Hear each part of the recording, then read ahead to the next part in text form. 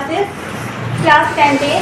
तो मेरे सामने यहाँ पे एक ट्रिग्नोमेट्री की प्रॉब्लम है जिसमें गिवन है sin a is equal to 1/3। इसी के बेसिस पे हमें इवेल्यूट करना है कि cos a cosec a plus tan a और sec a। तो हम शुरू करते हैं सॉल्यूशन। तो sin a हम सब जानते हैं कि परपेंडिकुलर अपॉन हाइपोटेन्यूस होता है। तो यहाँ पे हमें परपेंडिकुलर दे दिया है 1 और हाइपोटेन्यूस दे रखा है हमें 3।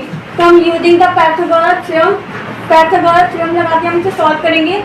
सबसे पहले हम राइट एंगल ट्राइंगल बनाएंगे, फिर इसके बेसिस पे हम साइन ए से हम देखेंगे कि हाइपोटेन्यूस क्या है। साइन ए से हमारा हाइपोटेन्यूस है ए बी, जो कि हमें 3 दे रखा है। फिर हम हाइपोटेन्यूस 3 स्क्वायर करेंगे, फिर इज इक्वल टू, फिर हम साइन ए से देखेंगे कि परपेंडिकुलर हमें क्या दे रखा है। परपेंडिकुलर हमारा BC है और वो दे रखा है हमें 1। फिर हमें बेस की वैल्यू को फाइंड करना है। तो फिर बेस अभी यहाँ पर प्लस में है, तो फिर इधर जाएगा तो वो फिर माइनस में हो जाएगा। फिर बेस स्क्वायर 3 का स्क्वायर 9 होता है, 1 का स्क्वायर 1 होता है। फिर base square is equal to, जब स्क्वायर हट जाता है तो वो रूट में आ जाता है, तो अंडर रूट 8 अंडर रूट, फिर बेस इज इक्वल टू, इसका आंसर आएगा √2। फिर हम अब वैल्यू को फाइंड करते हैं। तो हमें यहाँ पे तीनों वैल्यू पता चल गई है, परपेंडिकुलर, बेस और हाइपोटेन्यूस। फिर इसी के बेसिस पे हम इस वैल्यू को पुट करके सॉल्व करेंगे। तो हम cos A is equal to base upon hypotenuse. तो हम देखेंगे कि cos एंगल A से देखेंगे कि cos A होता है base upon hypotenuse. Angle A से हमें दे रखा है, बेस दे रखा है BA और हाइपोटेन्यूस दे रखा है AC। फिर हम इसकी वैल्यू रखेंगे, बेस दे रखा है 2√2, फिर अपॉन हाइपोटेन्यूस दे रखा है 3। फिर हम कॉसिक करेंगे। कॉसिक हमारे एंगल ए से कॉसिक होगा हाइपोटेन्यूस अपॉन परपेंडिकुलर। हाइपोटेन्यूस हमने एंगल ए से दे रखा है AC और परपेंडिकुलर हमारा BC। फिर हम इसकी वैल्यू रख देंगे। फिर इसके बाद tan A होता है हमारा परपेंडिकुलर अपॉन बेस।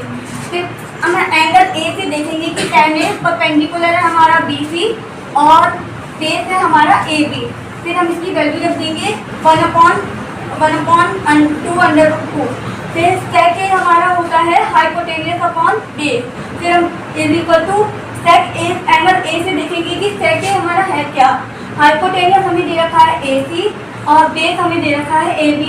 फिर इसकी वैल्यू आ जाएगी 3/2√2। फिर हम इसकी वैल्यू को पुट करके हम इसकी सॉल्व करेंगे। तो cos A plus tan A और sec A। फिर cos A हमें दे रखा है 2√2/3।